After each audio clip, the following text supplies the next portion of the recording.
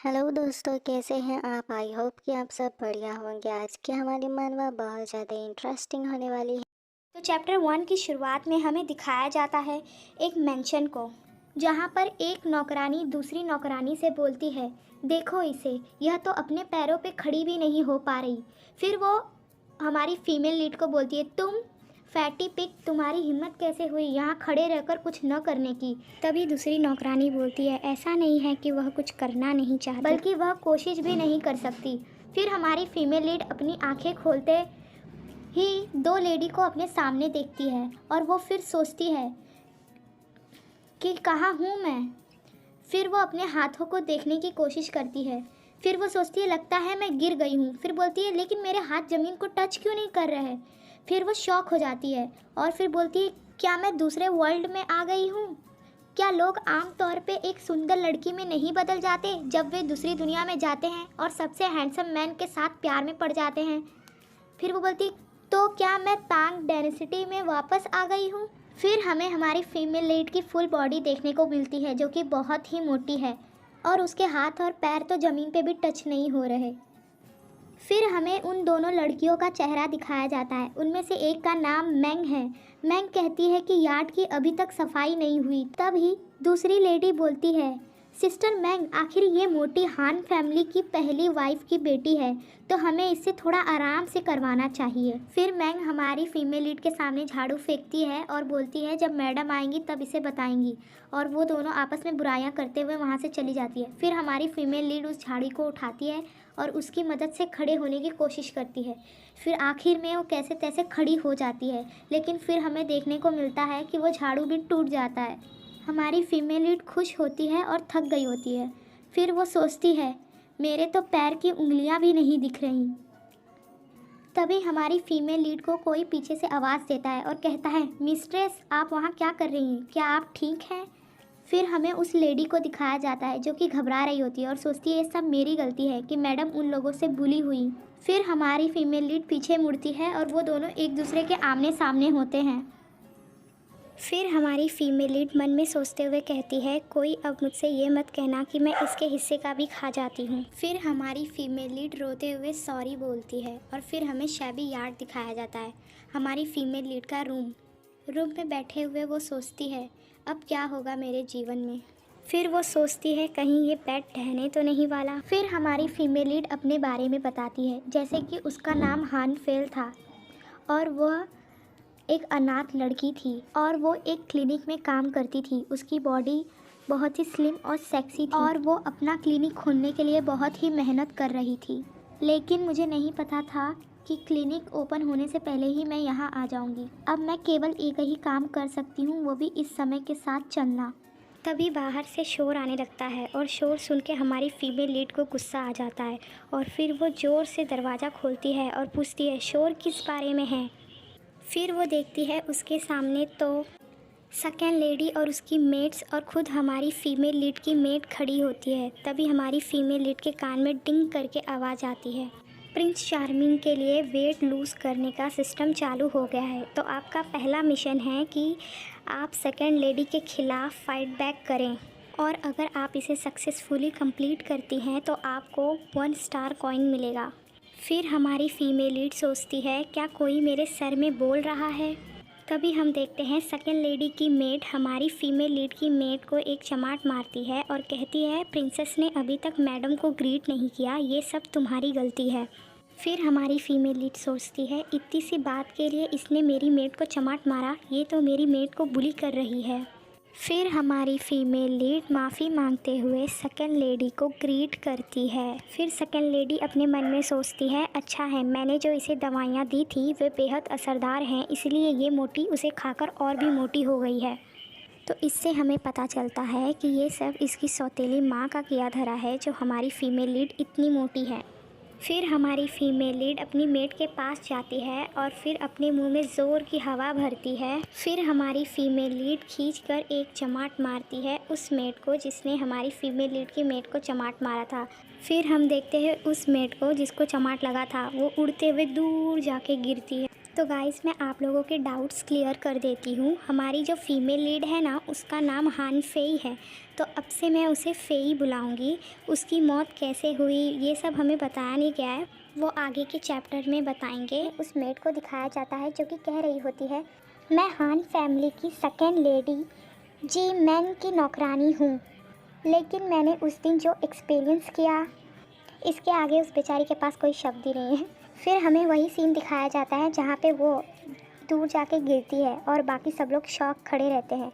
फिर हमें दिखाया जाता है हमारी फीमेल लीड की मेट जो कि शॉक रहती है, और सेकेंड लेडी और उसकी दूसरी मेट्स ये सभी शॉक में रहते हैं कि हान फेई ने ये क्या कर दिया। फिर हान फेई स्टाइल में अपने हाथों को झाड़ती है और फिर सेकेंड लेडी को बोलती है, आपको इसके लिए मुझे धन्यवाद बोलने की कोई ज़रूरत नहीं है। फिर सेकेंड लेडी भी शॉक हो जाती है और बोलती है, तुम्हारा मतलब क्या है। फिर सेकेंड लेडी अपने मन में सोचती है, ये इतनी निडर क्यों है, ये पहले से अलग क्यों दिख रही है। अब इस बेचारी को क्या पता, ये हान फेई पुरानी वाली नहीं है, ये नई हान फेई है। फिर सेकेंड लेडी मन में सोचते हुए कहती है, लेकिन ये अब भी उतनी ही मोटी है जितनी पहले थी। तभी यहाँ से सीन कट होता है और हमें दिखाया जाता है उस मेड को जो कि आ गई रहती है सेकेंड लेडी के पास और कहती है, माय लेडी। फिर सेकेंड लेडी भी देख के शॉक हो जाती है क्योंकि उसका गाल इतना बड़ा फूक गया रहता है। हान फेई है ना, वो दूर से उस मेड को बहुत ही डरावना लुक दे रही होती है। तभी हान फेई पीछे घूमती है और कुछ प्लानिंग करती है और सोच के मुस्कुराती है, और पीछे से सेकेंड लेडी और उसकी मेड सोचती रहती है, ये क्या कर रही है। फिर हान फेई स्टाइल में घूमती है और कहती है, इस मेंशन में कई सारे रूल्स हैं, लेकिन ये मेड एक भी रूल मानती नहीं, इसीलिए तो आपके कुछ कहने से पहले ही इसने कह दिया। इसकी इतनी हिम्मत, क्या ये खुद को आपसे ज़्यादा सुपीरियर समझती है, क्या ये आपको चैलेंज देना चाहती है। फिर सेकेंड लेडी उस मेड की तरफ देखते हुए अपने मन में सोचती है कि मिनिस्टर ली ने हाल ही में एक सर्वेंट से शादी कर ली है, और वो भी यही सर्वेंट, और मैं दिन रात रोती रही और इस उच्च समाज में मजाक बनकर रह गई। फिर वो सोचते हुए कहती है, तो क्या मेरा अंत भी यही होने वाला है, और वो कुछ ज़्यादा ही ओवर थिंकिंग करने लगती है।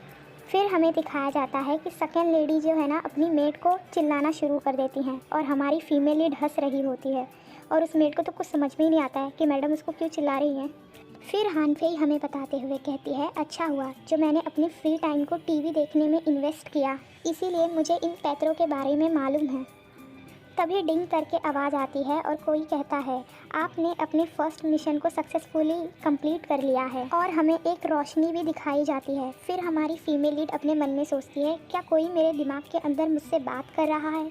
फिर हमारी फीमेल लीड के सामने वो सिस्टम अपैर होता है। फिर हमारी फीमेल लीड उसे देखते हुए सोचती है, तो क्या भगवान ने मुझे ये सिस्टम देने के लिए ही इतना मोटा बनाया है। फिर हमारी फीमेल लीड खुद को एक अजीब सी जगह पर पाती है और कहती है, losing weight from my Prince, इसका क्या मतलब है और ये क्या चीज़ है। तभी बिप बिप करके आवाज़ आती है और सिस्टम कहता है, होस्ट कृपया जागिए। फिर हान फेई रियलिटी में आती है और अपने आसपास येलो कलर का थंडर देखती है। फिर वो थंडर उसको लगता है और वो अपने घुटनों पर आकर बैठ जाती है, और फिर हम देखते हैं उसके आजू बाजू है ना, गड्ढा हो जाता है, ग्राउंड ही टूट जाता है वहाँ का। फिर सेकेंड लेडी और उसकी मेट्स सब शॉक हो जाते हैं क्योंकि हान फेई के गिरने की वजह से ग्राउंड टूट जाता है ना। वो लोग को लगता है ये मोटी कितनी मोटी है जो ग्राउंड टूट गया। फिर सेकेंड लेडी बोलती है, क्या ग्राउंड टूट गया। फिर सेकेंड लेडी और उसकी मेट्स घबरा जाते हैं और जाते हुए कहते हैं, बेहतर होगा हम इसका अपमान ना करें। फिर हान फेई भी उन्हें यहाँ से जाते हुए देखती है। फिर तभी हान फेई की मेड उसके पास आती है और कहती है, भले ही ये लोग मुझे कितना धमकाएं, लेकिन इसके लिए आप खुद की इंसल्ट मत करवाइए। फिर हान फेई कहती है, चुन होंग तुम मेरी मदद करो उठने में। तो गाइस इस मेड का नाम चुन होंग है, तो मैं अब से इसे चुन बुलाऊंगी, ठीक है। फिर चुन हान फेई की मदद करती है उठने में। फिर हमें दिखाया जाता है हान फेई के रूम का सीन, और वो कहती है, फाइनली आज का दिन ख़त्म हुआ। फिर हान फेई बोलती है, लेकिन वो सिस्टम कहाँ चला गया, मैंने उसको कितना पुकारा लेकिन उसने जवाब नहीं दिया। तभी सिस्टम कहता है, होस्ट कृपया उठिए। फिर हमारी फीमेल लीड कहती है, ओह तो क्या तुम डेथ गेम खेल रहे हो, मुझे बताओ तुम क्या हो। फिर सिस्टम वापस से कहता है, प्लीज़ होस्ट गेट अप। फिर हान फेई उठते हुए बोलती है, लेकिन मैं क्यों उठूं। वो सिस्टम कहता है, आप बहुत ही मोटी हैं, इसीलिए किसी भी वक्त किसी भी जगह वजन घटाने के लिए तैयार हो जाइए। फिर हान फेई रोते हुए कहती है, ये अजीब सी चीज़ मुझे मोटा बोल रही है, और कहती है, तो क्या तुम मुझे बताने वाले हो कि तुम क्या हो। तभी सिस्टम कहता है, losing weight for capturing Prince charming system. फिर हान फेई कहती है तो तुम काम कैसे करते हो? फिर सिस्टम कहता है मैं आपकी मदद करूंगा वजन घटाने में और आपके अपीयरेंस को बदलने में और प्रिंस चार्मिंग को कैप्चर करने में। फिर हान फेई मन में सोचते हुए कहती है लूजिंग वेट तो समझ में आ रहा है, लेकिन प्रिंस चार्मिंग को कैप्चर करना ये क्या है? तभी सिस्टम कहता है आपको इस बॉडी के रियल ओनर की मेमोरीज दी जा रही है, तो कृपया तैयार हो जाइए। फिर हान फेई को येलो कलर के थंडर का शॉक लगता है। फिर हान फेई बोलती है मेरा सर फिर से बहुत दर्द कर रहा है। फिर हमें नेक्स्ट डे का सीन दिखाया जाता है। हान फेई के रूम में चुन हान फेई के बालों में कंघी करते हुए सोचती है आज मैडम को क्या हो गया है, आज वह इतना जल्दी कैसे उठ गई? पास्ट में तो वो इतना जल्दी कभी भी नहीं उठी। फिर हान फेई आहें भरते हुए मन में कहती है परिवर्तन के इतिहास में मैं सबसे अनलकी लेडी हूँ। इस बॉडी की रियल ओनर हान फैमिली की बड़ी बेटी थी और उसका नाम हान फेई था। हालांकि वह प्राइम मिनिस्टर की बेटी है और उसके माँ की मृत्यु उसके जन्म के बाद ही हो गई थी और उसके पिता प्राइम मिनिस्टर होने की वजह से हमेशा ही व्यस्त रहा करते थे। माता पिता का प्यार न पाने की वजह से वह खुद को उदास और अकेला महसूस करने लगी, इसलिए उसने खाना शुरू कर दिया, वो भी बहुत ही ज़्यादा। हालांकि एक लेडी जो अपने वजन को कंट्रोल भी नहीं कर पाई। ऐसा सोचते हुए हान फेई गुस्से में अपने हाथों को जोर से टेबल पे पटकती है। इसके बाद हम देखते हैं चुन हान फेई से दूर खड़ी हो जाती है और घबराते हुए कहती है मैडम आप ठीक तो हैं? फिर हान फेई शांत होते हुए कहती है चुन मेरे बालों को बांधने में मेरी मदद करो। फिर चुन कहती है मैडम मास्टर रिटर्न घर आ गए हैं, इसके बाद आप उन्हें ग्रीट करने के लिए जाइएगा। फिर हमें अच्छे से हान मैंशन दिखाया जाता है। फिर हमारा सीन शिफ्ट होता है हान फेई के फादर की तरफ। प्राइम मिनिस्टर मस्त चाय की चुस्की लेते हुए बैठे होते हैं कि तभी वहाँ पर हान फेई आती है। फिर हान फेई अपने फादर से लेट होने के लिए माफ़ी मांगते हुए उन्हें ग्रीट करती है। फिर हान फेई के फादर हान फेई को देखते हुए आहें भरते हैं और अपने मन में कहते हैं मेरी वाइफ खूबसूरती के लिए मशहूर थी, तो मेरी बेटी ऐसी क्यों हुई? ये कितना गलत है। तभी डिंग करके आवाज़ आती है और सिस्टम वहाँ पर अपैर होता है। सिस्टम कहता है आप अभी प्राइम मिनिस्टर हान के सामने खड़ी हैं। ये बाप बेटी का रिश्ता -200 पर है, तो आपको एक टास्क दिया जाता है। आपको 1 घंटे के अंदर इस बाप बेटी के रिश्ते में सुधार करना है। फिर हान फेई बोलती है क्या -200? क्या होगा अगर मैं ये टास्क पूरा ना करूँ तो? फिर सिस्टम कहता है आपको थंडर शॉक दिया जाएगा, वो भी 10 गुना ज़्यादा। हान फेई मन में सोचते हुए कहती है पिछली बार जब मुझे शॉक दिया गया था तब तो फ्लोर ही टूट गया था, और अगर उसका 10 गुना ज़्यादा दिया तो मुझे यकीन है कि मेरा दिमाग भी फ्राइड हो जाएगा। फिर हान फेई घबराते हुए कहती है क्या तुम्हें दिख नहीं रहा प्राइम मिनिस्टर मुझे बिल्कुल भी पसंद नहीं करते। मुझे डर है कि मैं इनसे अपना रिश्ता सुधारूँ, उससे पहले ये मुझे मार न डालें। फिर सिस्टम कहता है माना थोड़ी कठिनाई होगी, इसलिए आपको गुड लक। फिर हान फेई मन में सोचते हुए कहती है अब तो मुझे ये करना ही पड़ेगा। हान फेई अपने फादर के सामने खड़ी होकर सोच रही होती है कि अब वो क्या करे कि तभी पीछे से डैड कहते हुए एक लेडी आती है और वो देर से आने के लिए माफ़ी मांगते हुए ग्रीट करती है। तो गाइस मैं आप लोगों को बता दूं ये हान फेई की सौतेली बहन है और इसका नाम हान यान है। तभी हम देखते हैं प्राइम मिनिस्टर यानार को देखकर बहुत ही खुश हो जाते हैं और कहते हैं यानार तुम यहाँ आ गई, चिंता मत करो, आओ बैठो। तभी हान फेई मन में सोचते हुए कहती है एक बेटी को बैठने को कहा और दूसरी को खड़ा रखा है, यह क्या गलत नहीं है? तो क्या मैं इस मिशन को कंप्लीट कर पाऊंगी? क्या इस मिशन का उद्देश्य मुझे मारना ही है? तभी प्राइम मिनिस्टर कहते हैं चूँकि सभी लोग यहाँ पर जमा हो गए हैं तो मैं आगे बढ़ूँगा और बोलूँगा। हाल ही में एम्परर सुटेबल एज की वुमेन्स की तलाश कर रहे हैं ताकि वह प्रिंस क्वीन की शादी करवा सकें। ये बात सुनते ही वहाँ आसपास खड़ी सारी लेडीज़ आपस में बातें करने लगती हैं। फिर हान फेई उन्हें देखते हुए कहती है यह मामला बहुत ही गंभीर लगता है। फिर प्राइम मिनिस्टर कंटिन्यू करते हुए कहते हैं एम्परर चाहते हैं कि कोई प्रिंस क्वीन की देखभाल करे, इसलिए उन्होंने सुटेबल एज की सभी लेडीज़ को एमा पैलेस में एंटर होने और ट्रेनिंग करने को कहा है। फिर वहाँ पर खड़ी गर्ल्स आपस में बातें करते हुए कहती हैं जो भी एमा पैलेस में एंटर करेगा उसे चांस मिलेगा रॉयल फैमिली को सर्व करने का। भले ही उन्हें एम्परर ना चुने लेकिन फिर भी ये एक अच्छा मौका है रॉयल फैमिली को सर्व करने का। तभी प्राइम मिनिस्टर कंटिन्यू करते हुए कहते हैं उन यंग लेडी में से किसी एक को क्राउन प्रिंसेस भी चुना जाएगा। ये सुनते ही सारी गर्ल्स एक्साइटेड हो जाती है। फिर हमें हान फेई को दिखाया जाता है जो कि क्यूट एक्ट करने की कोशिश कर रही होती है और मन में सोच रही होती है इम्प्रूव हो जाए हमारा रिलेशनशिप। हान फेई को इस तरह से देखकर उसके फादर को और भी अजीब लगने लगता है और उन्हें गुस्सा आने लगता है। तभी सिस्टम अपेयर होता है और कहता है, होस्ट कृपया ध्यान दीजिए, आपके फादर का रिलेशनशिप फोबिलिटी लेवल -210 पर आ गया है। ये सुनते ही हान फेई घबरा जाती है और कहती है, क्या मैंने कुछ गलत कर दिया है? तभी सिस्टम कहता है, अब आपको ये मिशन आधे घंटे के अंदर कंप्लीट करना होगा, गुड लक। फिर हम हान फेई को देखते हैं जो कि शॉक में खड़ी रहती है। तभी प्राइम मिनिस्टर कहते हैं, एम्परर ने ये क्लियर कर दिया है कि हान फैमिली की लेडीज़ को इससे छूट नहीं मिलेगी। तभी हम हान यान को उठते हुए देखते हैं और वो कहती है, फादर मैं एमा पैलेस में जाना चाहूँगी। तभी प्राइम मिनिस्टर अपने मन में सोचते हुए कहते हैं, मुझे हान यान पर बहुत ही गर्व महसूस होता है और वह एक शुभ दिन पैदा हुई थी। वास्तव में एम्परर ने इस पर ध्यान दिया है। अभी हमें किसी के रोने की आवाज़ सुनाई देती है और वो सुनते ही सबके रोंगटे खड़े हो जाते हैं। तभी हान फेई सुबकते हुए कहती है, मुझे खेद है लेकिन अचानक मुझे मेरी माँ की याद आ गई। ये सुनते ही प्राइम मिनिस्टर का ध्यान सीधा हान फेई की ओर जाता है। फिर हान फेई कहती है, मेरी माँ भी एमा पैलेस से ही थी और मैंने सुना था वो टॉप 3 ब्यूटीफुल लेडीज़ में से एक थी। वे बहुत ही जेंटल थी और काइंड भी, और उन्होंने आपसे शादी की क्योंकि वो आपसे बहुत ही प्यार करती थी।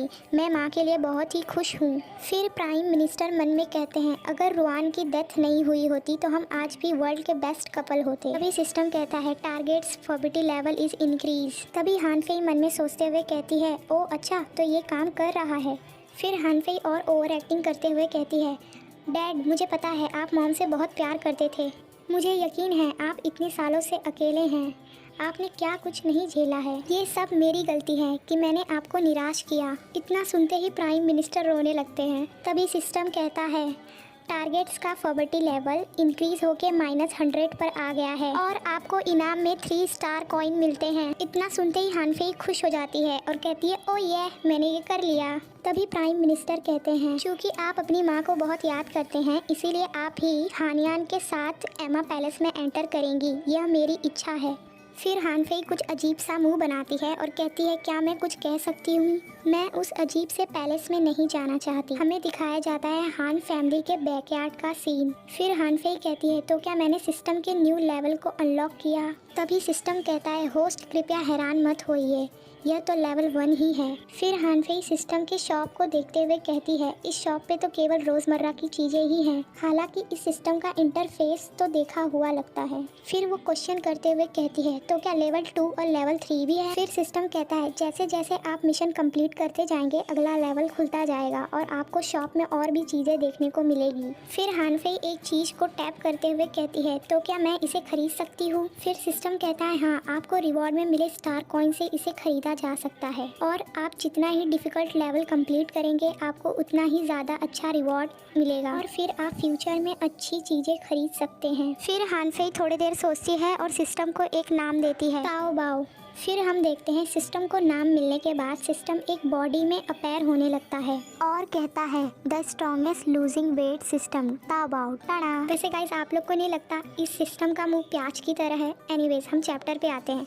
फिर हान फेई ताओ बाओ को मारकर पापड़ की तरह पचका देती है और कहती है, लगता है मुझे भ्रम हो रहा है क्योंकि मैं मोटी हूँ शायद इसलिए। फिर हान फेई उसको जमीन पर चिपका हुआ देखकर शॉक हो जाती है और कहती है, यह क्या चीज है? फिर हान फेई कहती है, क्या यह चेहरा सच में इस लड़के का है? फिर ताओ बाओ उठता है और कहता है, होस्ट गलत मत समझिए, मेरा चेहरा इसलिए ऐसा दिख रहा है क्योंकि मेरे पास पावर्स की कमी है। ऐसा सुनते ही हान फेई को गुस्सा आ जाता है और वो कहती है, तो तुम ये कहना चाहते हो कि तुम्हारे इस मस्कुलर बॉडी में पावर्स की कमी है?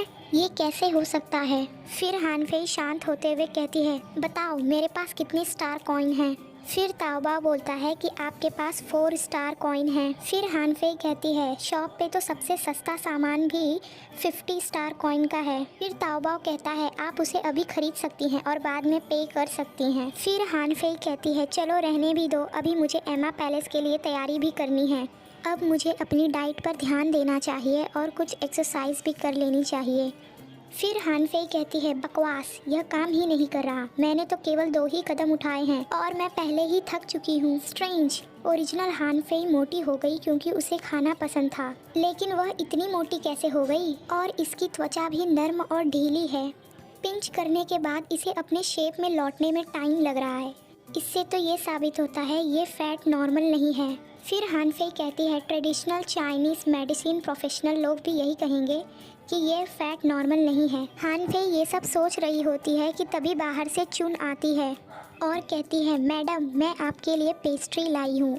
इस महीने सेकंड लेडी ने कुछ ज़्यादा ही दे दी। इतना सुनते ही हान फेई बहुत खुश हो जाती है और कहती है पेस्ट्री, और वो मन में कहती है पुरानी जमाने की पेस्ट्री। उस वक्त उनके पास प्राकृतिक स्वाद हुआ करता था और अगर कोई डाइट पर हो तो भी वो इसे खा सकता है। फिर हान फेई पेस्ट्री को देखते हुए कहती है, मैंने मेरा भोजन मेन मेंशन में खाया, अगर वह प्रॉब्लम नहीं है तो क्या इसमें प्रॉब्लम है? फिर हान फेई उस पेस्ट्री को टेस्ट करती है और कहती है, इसमें तो हल्का मेडिसिन का टेस्ट आ रहा है। फिर चुन कहती है, क्या कुछ गलत है मैडम, क्या आपको इसका टेस्ट अच्छा नहीं लगा? फिर हान फेई क्वेश्चन करते हुए कहती है, क्या ये हमें रोज़ मिलता है? फिर चुन कहती है, सेकेंड लेडी महीने में एक बार हमें देती है। हान फेई कहती है, इन पेस्ट्रीज को पैक करो और मौका मिलने कहीं दूर फेंक देना। फिर चुन कहती है, लेकिन क्यों, आपको तो ये बहुत ही पसंद था। फिर हान फेई कहती है, क्या तुम्हें पता नहीं कि मैं इतनी मोटी क्यों हूँ? क्योंकि सेकंड लेडी दयालु होने का नाटक करती हैं और ये सब उनकी प्लानिंग थी। फिर चुन गुस्सा करते हुए कहती है, क्या? तो अब हम क्या करेंगे मिस? सेकंड लेडी कितनी दुष्ट है। फिर हान फेई सोचते हुए कहती है, मुझे लगा ही था, मैं जब से यहाँ आई हूँ तब से ये सेकंड लेडी मुझे उकसाती रहती है। फिर हान फेई कहती है, ये तो अच्छा है कि मैं एहसान रिटर्न करती हूँ, इसका मतलब ये है कि सेकंड लेडी को इसकी कीमत चुकानी ही होगी।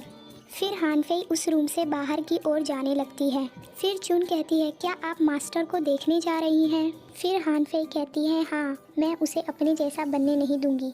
चुन शौक में खड़ी रहती है और कहती है, क्या?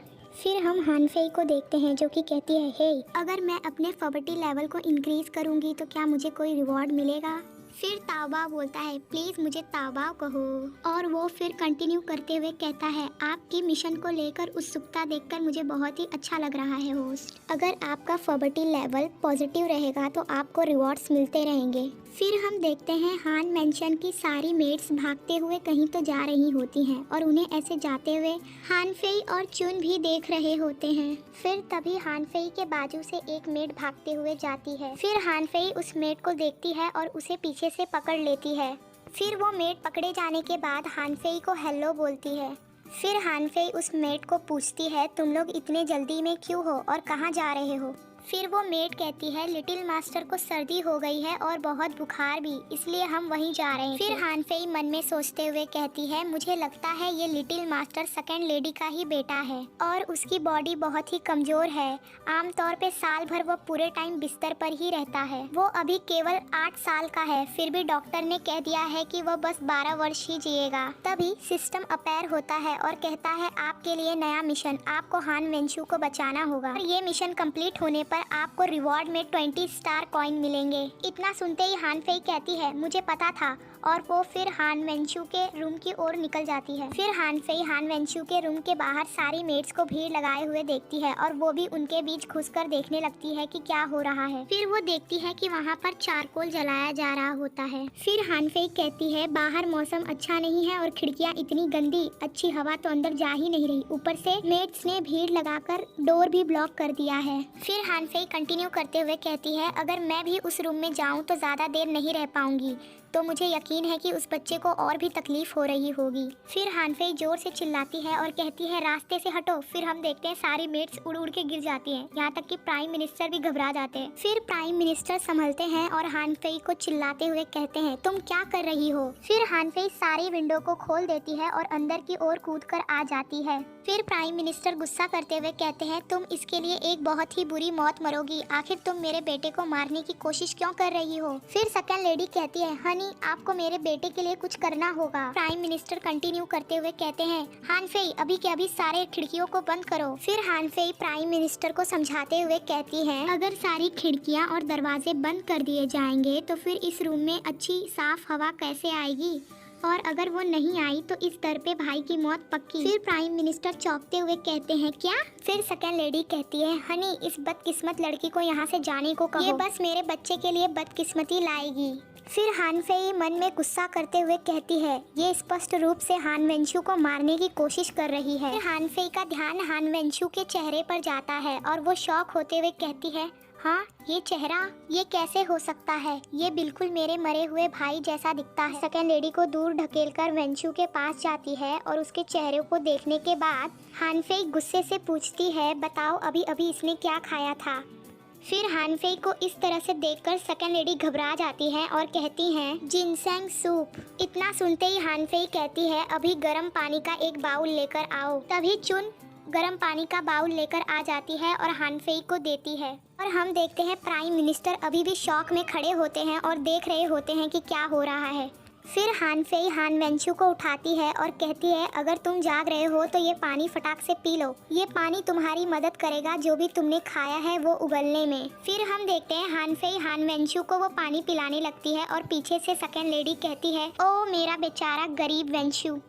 फिर हम देखते हैं कि हानफेई उसको पूरा पानी पिला देती है और कहती है, अभी अभी उगलो इसे। फिर हानफेई मन में सोचते हुए कहती है, इसमें इतनी पावर भी नहीं कि ये इसे उगल सके। फिर हानफेई उस बाउल को फेंकती है और हान वेंचू को उल्टा कर कर उसके पीठ पर मारते हुए उसे उल्टी कराती है। इतना देखते ही सेकंड लेडी हानफेई के पास आती है और उससे धक्का मारते हुए कहती है, तुमने वेंचू को इतना जोर से मारा कि उसने सब कुछ उगल दिया। तभी वेंचू कहता है, मॉम। फिर प्राइम मिनिस्टर अपने बेटे के पास बैठ जाते हैं और कहते हैं, क्या तुम ठीक हो? तुम चिंता मत करो, तुम्हारे डैड यहीं पर हैं। फिर हान वेंचू कहता है, सिस्टर।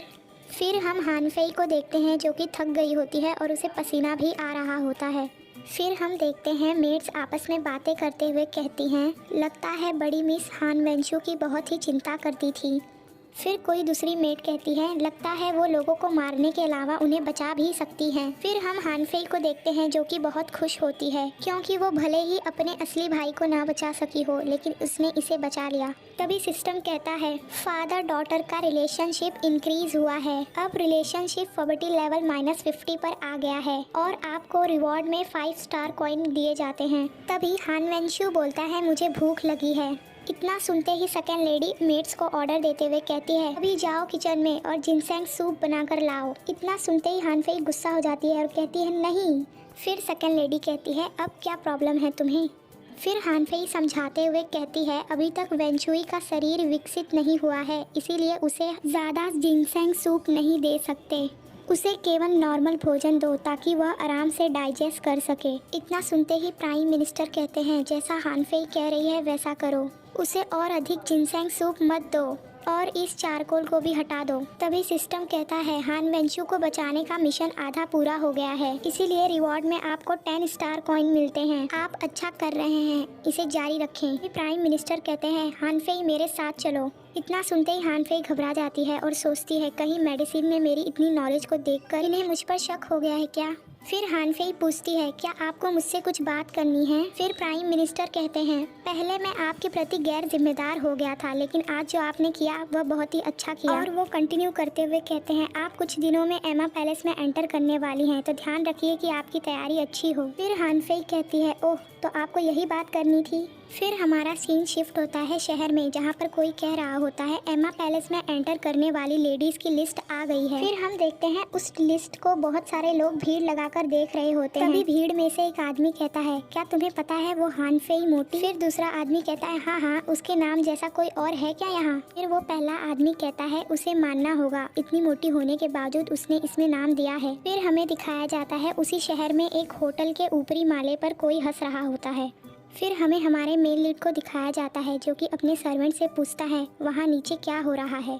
फिर हम देखते हैं एक मेड हमारे मेल लीड को टी सर्व करते हुए कहती है, जब भी एमा पैलेस खुलता है तो उसमें ढेर सारी लेडीज पार्टिसिपेट करती हैं और इसी टाइम पे लोग आपस में शर्त लगाते हैं कि कौन सी लेडी जीतेगी। फिर हमारा सीन शिफ्ट होता है शहर में, जहाँ पर एक आदमी कह रहा होता है, इस साल तो बहुत ही हलचल है। तभी दूसरा आदमी कहता है, मुझे लगता है हान फैमिली ने भी इस बार इसमें पार्टिसिपेट किया है, इसीलिए। फिर हमारा सीन शिफ्ट होता है हमारे मेड लीड की ओर, जो कि कहता है, हानफेई। और नीचे शोर हो रहा होता है कि ये पालकी एमा पैलेस की ओर जाएगी और हमारा मेड लीड ये सारी बातें सुन रहा होता है। फिर हमारा सीन शिफ्ट होता है नीचे शहर के रास्तों पर।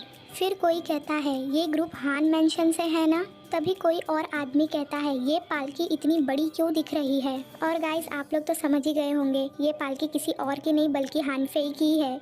और हम देखते हैं इस पालकी को उठाने वालों की हालत बहुत ही ख़राब होती है। तभी चुन कहती है, क्या आप कुछ खाएंगी मिस? मैंने आपके लिए फल तैयार किए हैं। तभी सिस्टम कहता है, अपना वजन कम करने के लिए अपने उत्साह को जगाए रखें होस्ट। फिर हानफेई कहती है, चुन मुझे भूख नहीं लगी है, ये तुम ही खा लो। फिर एक आदमी हानफेई का मजाक उड़ाते हुए कहता है, देखो उसे, वह सच में एमा पैलेस जा रही है। फिर एक दूसरा आदमी हंसते हुए कहता है, उसे इतनी हिम्मत कहाँ से मिली? एक बच्चा कहता है, माँ मुझे मिठाई चाहिए। फिर उसकी माँ कहती है, अगर तुम इतनी मिठाइयाँ खाओगे तो मोटे हो जाओगे और फिर तुमसे कोई शादी नहीं करेगा। वो देखो उस मोटी को, तुम उसके जैसे हो जाओगे। इतना सुनते ही चुन को गुस्सा आ जाता है और वो कहती है, तुम सारे। फिर हानफेई कहती है, चुन उन्हें जाने दो। फिर चुन बोलती है, वो लोग कितने रूड हैं। फिर हानफेई समझाते हुए कहती है, अगर तुम्हें कोई कुत्ता काटे तो जरूरी नहीं कि तुम भी उसे काटो। फिर हमारा सीन शिफ्ट होता है हमारे मेन लीड की ओर, जहाँ पर सर्वेंट बताते हुए कहती है, वो देखिए वो पालकी हान फैमिली की बड़ी बेटी की है। फिर हमारा मेन लीड नीचे की ओर देखता है। फिर हमें दिखाया जाता है हानफेई को,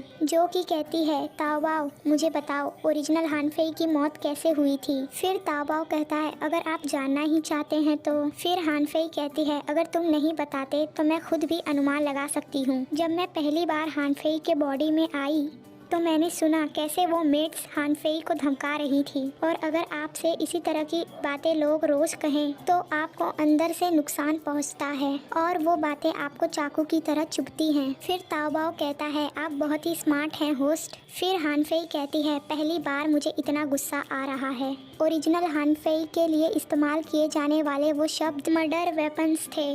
उन्होंने धीरे धीरे ही सही लेकिन हानफेई को मौत के घाट उतार दिया। वो तो बस एक मासूम लड़की थी जिसकी माँ नहीं थी और पिता का प्यार उसे मिला नहीं। फिर हमें दिखाया जाता है एमा पैलेस, जहाँ पर हानफेई पहुँच गई होती है। फिर एक लेडी इंट्रोड्यूस करते हुए कहती है, इनसे मिलिए, ये है एमा पैलेस की हेड लेडी, आज से ये आपको सिखाएंगी। फिर हेड लेडी बोलती हैं, इस एमा पैलेस के स्ट्रिक्ट रूल हैं जो कि आप लोगों को फॉलो करने होंगे। हानफेई मन में कहती है, अगर रूल्स के बारे में बात करें तो कुछ ऐसा तो नहीं होगा ना जो हम कर ना सके। फिर हेड लेडी बोलती है, रूल नंबर 1, बिना आवाज़ किए चलना और बोलना।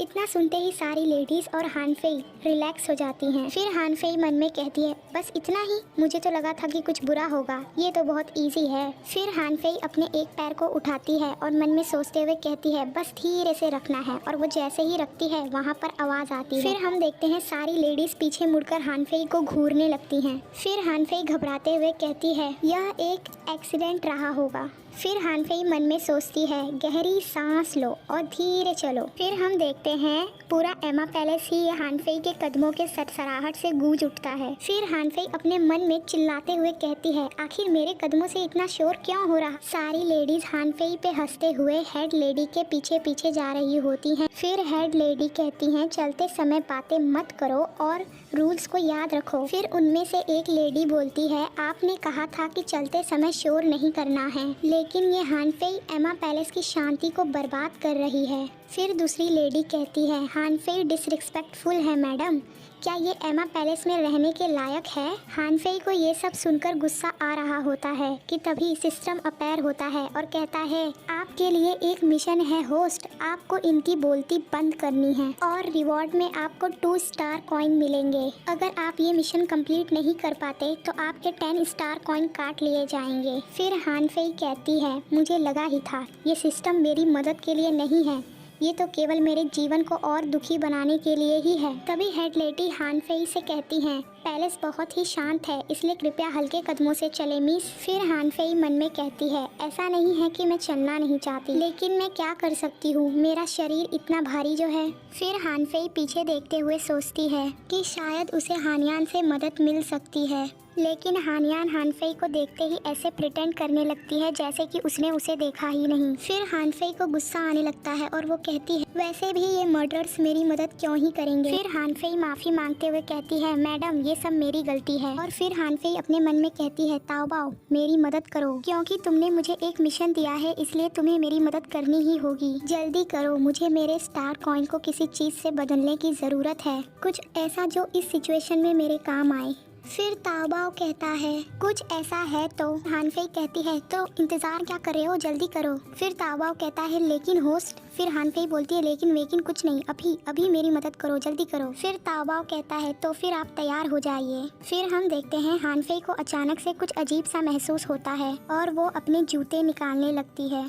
हानफेई को अपने जूते निकालते देखकर वो लेडीज हानफेई से कहती है हानफेई तुम ये क्या कर रही हो। हेड लेडी हानफेई को उसके पैर के पंजों पर खड़े हुए देखकर शॉक हो जाती है। फिर हम देखते हैं हानफेई को जिसे खुद भी पता नहीं होता कि वह क्या कर रही है। फिर हानफेई अपने मन में कहती है चीखते हुए ये क्या तमाशा चल रहा है, मेरे पैर ये इतने मुड़ गए हैं, इन्हें रोको। फिर हानफेई रोते हुए कहती है मेरा वजन 200 किलो है ना कि 10, प्लीज रुक जाओ। फिर हम देखते हैं हानफेई नाचने लगती है। फिर हानफेई को इस तरह से देखकर हेड लेडी सोचती है वाह क्या दृश्य है। फिर हमें हानफेई को दिखाया जाता है जो कि अंदर से ताओबाओ को कह रही होती है अभी इसे रोको, मेरे पैर मुड़ गए हैं, मैं आगे भविष्य में चल नहीं पाऊंगी, मेरे पैर बर्बाद हो जाएंगे, रोको इसे अभी। फिर ताओबाओ मस्त चाय की चुस्की मारते हुए कहता है आपने ही मुझे ये करने के लिए कहा होस्ट, अब आप मुझे इसका दोष नहीं दे सकते, इसे एक बार शुरू करने के बाद रोका नहीं जा सकता, इसलिए इसे सहन करें। फिर हानफेई रोते हुए कहती है इसका क्या मतलब है, तुम कितना बेकार काम करते हो यू जर्क।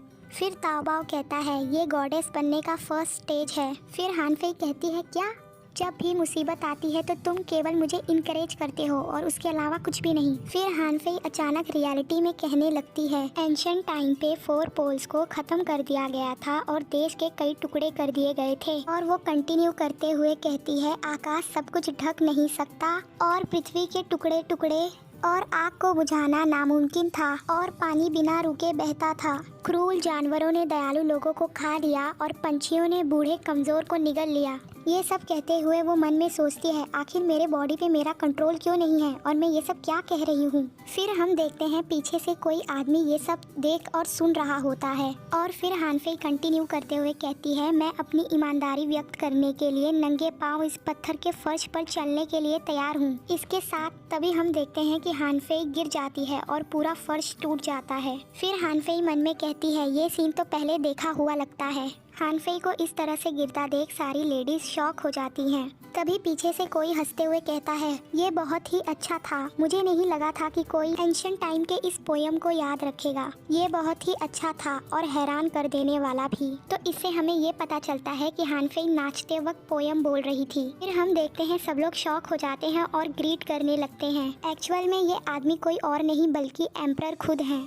गाइस हमें ये पता चलता है कि सिस्टम ने इनडायरेक्टली हानफेई की मदद ही की है ताकि वो एम्परर की नज़रों में आ सके। एम्परर को देखते ही सारी लेडीज उनको ग्रीट करती है और उनकी लॉन्ग लाइफ के लिए प्रे करने लगती हैं। फिर हानफेई मन में कहती है एम्परर, वो कंटिन्यू करते हुए कहती है आई होप कि उन्होंने मेरा पहले का स्ट्रेंज बिहेवियर न देखा हो। फिर एम्परर कहते हैं ये कविता पुराने समय में ही गायब हो गई थी, मुझे नहीं लगा था कि मुझे कोई ऐसा व्यक्ति मिलेगा जो इस कविता को जानता होगा, मुझे बताओ ये कविता किसने कही, मुझे उसे देखना है। फिर हेड लेडी कहती है महामहिम ये हान मेंशन की एक लेडी है जिसका नाम हानफेई है। फिर एम्परर मन में सोचते हैं हान मेंशन मतलब वो हान शेंग क्विंग की बेटी है। वो हान शेंग क्विंग तो मेरे चारों ओर एक मक्खी की तरह मंडराता रहता है। फिर एम्परर कहते हैं मुझे बताओ हानफेई कौन है, मुझे उसे देखना है। फिर हानफेई कहती है मैं यहाँ हूँ। फिर एम्परर हानफेई को ध्यान से देखते हैं और फिर उन्हें हंसी आ जाती है। फिर हानफेई मन में कहती है क्या ये मेरे ऊपर हंस रहे हैं। फिर एम्परर अपनी हंसी को कंट्रोल करते हुए कहते हैं लगता है प्राइम मिनिस्टर ने अपनी बेटी को बहुत पढ़ाया है, मुझे नहीं लगा था कि हमारे इस महान देश में आज भी ऐसे लोग हैं जो उस महान कविता को याद रखे हैं। फिर हानफेई मन में सोचती है कि एम्परर ने कितने जल्दी अपने हाव भाव बदल दिए। फिर हानफेई कहती है ताओबाओ मुझे बताओ तुमने ऐसा भी क्या किया जो एम्परर मुझे ऐसे देख रहे हैं जैसे कि मैंने कुछ एक्स्ट्रा ऑर्डिनरी कर दिया हो। फिर ताओबाओ कहता है आप इस समय हानलिंग कंट्री में हैं होस्ट और इस पोयम को उस गॉडेस ने लिखा था जिसने इस कंट्री को बनाया था। फिर उस गॉडेस के ब्लेसिंग के लिए थैंक यू बोलने के लिए लोगों ने युआन पथ पर नंगे पैर चलना शुरू कर दिया। मतलब ये जो हानफेई अभी अपने नंगे पैरों से चल रही थी और पोयम गा रही थी मतलब वो गॉडेस से उनकी ब्लेसिंग के लिए थैंक यू बोल रही थी। फिर एम्परर कहते हैं मुझे भी गॉडेस को याद करते हुए बहुत खुशी होती है। तभी हम देखते हैं कि एम्परर का एक सर्वेंट उनके पास आता है और उनके कान में कुछ कहता है। फिर एम्परर को वो सुनकर गुस्सा आता है और वो हेड लेडी से कहते हैं इन्हें अच्छी तरह से सिखाओ और फिर वो वहाँ से चले जाते हैं। फिर हेड लेडी थोड़ा सोचती है और सारी लेडीज से कहती है तुम सभी अपने शूज उतारो। फिर वो लेडीज घबरा जाती हैं और कहती हैं क्या? फिर हेड लेडी कहती है आप लोग इंतजार किसका कर रहे हैं? जल्दी से अपने शूज उतारो और अपने पैर के पंजों पर खड़े होकर उस गॉडेस को उसकी ब्लेसिंग के लिए थैंक यू बोलो जो उन्होंने हमें इतनी अच्छी कंट्री दी है।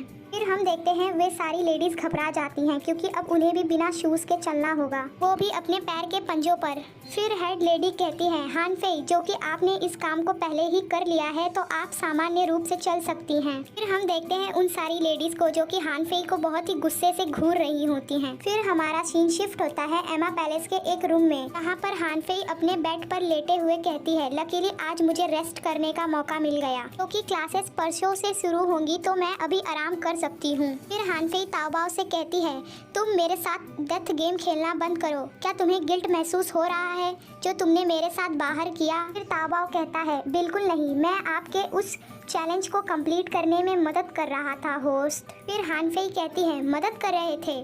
क्या तुम देख नहीं रहे उन लड़कियों को जो मुझे इस तरह से घूर रही हैं जैसे कि वो मुझे अभी मार ही डालेंगी? आज इस पैलेस में मेरा पहला दिन था फिर भी मैंने गर्ल्स के इस पूरे ग्रुप को नाराज कर दिया। फिर हान फेई कंटिन्यू करते हुए कहती है लेकिन अच्छा है आज का पूरा मिशन कंप्लीट हो गया है ना? फिर ताओबाओ कहता है हाँ आपको रिवॉर्ड में स्टार कॉइन भी मिले हैं। फिर हान फेई कहती है अगर मैं ये मिशन कंप्लीट नहीं कर पाती तो तुम मुझे पनिशमेंट में इलेक्ट्रिक शॉक देते हैं ना? फिर ताओबाओ कहता है नहीं होस्ट आप मार दिए जाते। इतना सुनते ही हान फेई शॉक हो जाती है और कहती है क्या? फिर हान फेई कहती है क्या तुम मेरे साथ मजाक कर रहे हो? आखिर इलेक्ट्रिक शॉक लगने से मेरी मौत कैसे हो सकती है? ज़्यादा से ज़्यादा मुझे थोड़ा और चोट पहुंचेगी क्योंकि मेरे बॉडी में इतना फैट है इसलिए मुझे कोई ज़्यादा असर नहीं पड़ेगा। फिर ताओबाओ कहता है अगर आप 100 इनकम्प्लीट कॉइन प्राप्त करेंगे तो आपकी डेथ हो जाएगी होस्ट। फिर हान फेई कहती है मुझे बताओ क्या मैं तुम्हारी पहली होस्ट नहीं हूँ? फिर ताओबाओ कहता है हाँ होस्ट आपने सही समझा। फिर हान फेई कहती है मुझे बताओ ये इनकम्प्लीट पॉइंट्स का क्या मतलब है? फिर ताओबाओ कहता है सिस्टम इस दुनिया पे डिपेंडेंट मिशन आपको देगा और सबसे ज़रूरी चीज़ जो आपको करनी होगी इन सारे मिशन को कंप्लीट करना। जैसे कि आपको मिशन कंप्लीट करने पर रिवॉर्ड मिलता है ठीक उसी तरह मिशन न कंप्लीट करने पे आपको पनिशमेंट के तौर पे इनकम्प्लीट पॉइंट मिलेंगे और इसके अलावा आपको ऐसे मिशन मिलेंगे जो आपको वेट लूज़ करने और प्रिंस चार्मिंग को जीतने में मदद करेंगे और आपको मिशन आपकी सिचुएशन के हिसाब से डिटेक्ट करके दिया जाएगा।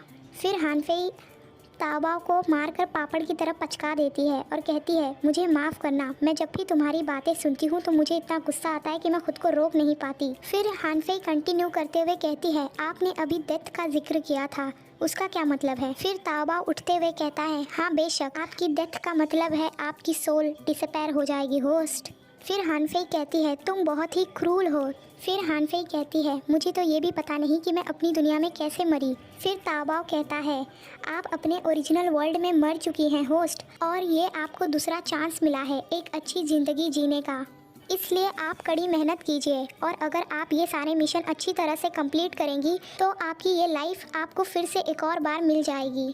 फिर हान फेई कहती है हाँ मैं वेट लूज़ करने के लिए कड़ी मेहनत करूँगी लेकिन तुम मुझे इतना तो बता दो ये प्रिंस चार्मिंग कौन है? फिर ताओबाओ कहता है ये एक सीक्रेट है। फिर हमारा सीन शिफ्ट होता है अगले दिन पर। हान फेई की क्लासेस शुरू हो गई हैं। फिर हेड लेडी कहती हैं आप लोगों का फर्स्ट लेसन ये है कि आपको शांति और धीरे से चलना है और याद रहे कि आपके सर पर का पॉट नीचे गिर के टूटना नहीं चाहिए और आपको सीधे चलना है। फिर हम देखते हैं हान फेई को भी पॉट मिला है जो उसे अपने सर पर रखकर अच्छे से चलना है लेकिन हान फेई पॉट को देखते हुए सोचती है कि मैं तो बिना हाफे चल भी नहीं सकती, अब मैं क्या करूंगी? फिर हम देखते हैं पूरा एमा पैलेस पॉट्स के टूटने की वजह से गूंज उठा होता है। आप लोग को तो पता चल ही गया होगा ये हान फेई की वजह से हो रहा है। फिर हम देखते हैं हान फेई को जो कि शर्मिंदा हो रही होती है। फिर हम देखते हैं हेड लेडी हान फेई को कहती है यहाँ खड़े रहकर तुमने जितने भी फ्लावर पॉट तोड़े हैं उन्हें देखो और फिर हेड लेडी गुस्से में वहाँ से चली जाती है। फिर हान फेई मन में सोचती है मैं जानती थी कि कुछ ऐसा होगा लेकिन आज मेरी फर्स्ट क्लास ही थी जिसमें मैंने इतना बुरा इंप्रेशन जमाया और तो और मैंने इतने फ्लावर पॉट तोड़े कि यहाँ पर एक पहाड़ ही खड़ा हो गया है। फिर हान फेई कंटिन्यू करते हुए कहती है वैसे मैंने देखा ओरिजिनल हान फेई की बहन हानियान इस काम को बहुत ही परफेक्ट तरीके से करती है, वो एक एक्स्ट्रा ऑर्डिनरी गर्ल है। तभी वहाँ पर ताओबाओ अपीयर होता है और कहता है होस्ट आपके लिए एक मिशन है, आपको फॉरगॉटन पर्सन को ढूंढना है और रिवॉर्ड में आपको 50 स्टार कॉइन मिलेंगे, तो गुड लक होस्ट। फिर हानफेई कहती है, क्या तुम मेरे साथ मजाक कर रहे हो?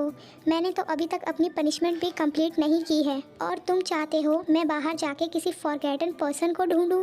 तो ताओबाओ कहता है, ये एक सीक्रेट मिशन है होस्ट। फिर हानफेई कहती है, अगर मैं ये मिशन कंप्लीट ना करूँ तो क्या तुम मुझे इलेक्ट्रिक शॉक दोगे? फिर ताओबाओ कहता है, आपको इलेक्ट्रिक शॉक नहीं बल्कि इनकम्प्लीट पॉइंट मिलेंगे। फिर हानफेई बोलती है, ये तो और ख़तरनाक है, मुझे ये करना ही होगा। फिर हानफेई कहती है, मुझे बताओ फॉरगॉटन पर्सन कहाँ है? फिर ताओबाओ कहता है, अपने वेस्ट साइड देखिए होस्ट। फिर हानफेई अपने वेस्ट साइड देखती है तो उसे दिखता है एक छोटा सा होल। फिर हानफेई कहती है, क्या तुम श्योर हो यही रास्ता है? क्या मुझे यहीं से जाना होगा? क्या कोई और रास्ता नहीं है? फिर ताओबाओ कहता है, चलिए होस्ट आगे बढ़िए। फिर हानफेई उस छेद के सामने खड़ी हो जाती है और कहती है, अब तुम मुझसे ये मत कहना कि मुझे इसके अंदर जाना होगा। फिर ताओबाओ कहता है, चलिए होस्ट कदम बढ़ाइए। फिर हानफेई कहती है, क्या तुम्हें सच में लगता है कि मैं इसमें फिट हो पाऊंगी? फिर ताओबाओ कहता है, मैं वापस से रिपीट कर रहा हूँ, आप सावधानी से इसमें आगे बढ़िए। फिर हम देखते हैं हानफेई थोड़ा रिलैक्स होती है और फिर एक डीप ब्रेथ लेती है और कुछ इस तरह से अपनी पोजीशन लेकर वो उसमें घुसने के लिए तैयार हो जाती है। फिर हानफेई उसके अंदर घुस जाती है और कहती है, ये तो गोल लग रहा है। फिर हम देखते हैं हानफेई आधी बाहर आ जाती है और खुश होते हुए कहती है, ये इतना भी मुश्किल नहीं था। फिर हानफेई को कुछ अजीब रियलाइज़ होता है और हमें पता चलता है कि हानफेई उसमें फंस गई है।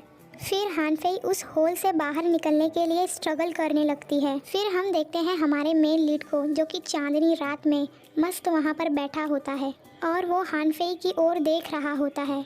फिर हानफेई थोड़ा शर्मा जाती है। फिर हमारा मेल लीड हानफेई की ओर देखता है और मुस्कुराने लगता है। फिर हानफेई बहुत ज़्यादा एम्बैरेस होने लगती है और कहती है, मैंने देखा अभी वो मेरे ऊपर हंस रहा था। फिर हानफेई वहाँ से बाहर निकलने के लिए बहुत ज़्यादा स्ट्रगल करने लगती है। तभी सिस्टम कहता है, आपने फॉरगॉटन पर्सन को ढूंढ लिया है तो आपका मिशन कंप्लीट होता है। और इसके साथ ही हमारी फीमेल लीड फिसल कर वहाँ से बाहर निकल जाती है और नीचे गिर जाती है। और वो कहती है, क्या इससे ज़्यादा एम्बैरेस कुछ और है? अरे है, मैं तो उठ भी नहीं पा रही। फिर हानफेई कहती है, हे क्या तुम मेरी उठने में मदद कर सकते हो? फिर हम देखते हैं हमारा मेल लीड ना ही कुछ कहता है और ना ही हानफेई की मदद करता है। फिर हानफेई एम्बैरेस होते हुए उठती है और ताओबाओ से कहती है, क्या तुम्हें यकीन है कि ये वही फॉरगॉटन पर्सन है? बल्कि मुझे तो ये कोल्ड हार्टेड पर्सन लग रहा है। फिर जब हानफेई सामने की ओर देखती है तो उसे पता चलता है कि हमारा मेल लीड तो वहाँ पर है ही नहीं। फिर हानफेई सिस्टम से पूछती है, वो कौन था? फिर सिस्टम कहता है, मैं आपके इन सवालों का जवाब नहीं दे सकता, इसलिए आपको खुद इन सवालों के जवाब ढूंढने होंगे। फिर हम देखते हैं हानफेई को कुछ गिरा हुआ नज़र आता है। फिर हानफेई उसके पास जाती है और उसे उठाती है और कहती है, ये तो एक जेट पेंडेंट है और इस पे ये वर्ड। अभी सिस्टम कहता है, आपको एक बहुत अच्छा आइटम मिला है होस्ट, इसलिए आपको 5 स्टार कॉइन मिलते हैं और ये आइटम आपकी जान फ्यूचर में एक बार बचा सकता है होस्ट। फिर हानफेई मन में सोचते हुए कहती है, ओह तो ये आइटम मेरी जान फ्यूचर में बचा सकता है। तभी हानफेई को पीछे से आवाज़ सुनाई देती है, कोई कहता है, ओ गॉश हम यहाँ पर क्यों आए हैं? फिर हानफेई वो आवाज़ सुनकर घबरा जाती है। फिर हमें दिखाया जाता है 2 सर्वेंट को, जिसमें से एक कहता है, मैंने सुना है कि यहाँ पर कईयों की मौत हुई है। तभी दूसरा कहता है, हर मजिस्ट्री ने हमें यहाँ आने के लिए ऑर्डर दिया था। फिर पहला वाला वापस से कहता है, क्या तुमने हाल फिलहाल में रूमर्स नहीं सुनी? फिर दूसरा कहता है, क्या रूमर्स? फिर पहला कहता है, मैंने सुना है कि ये प्लेस हॉन्टेड है।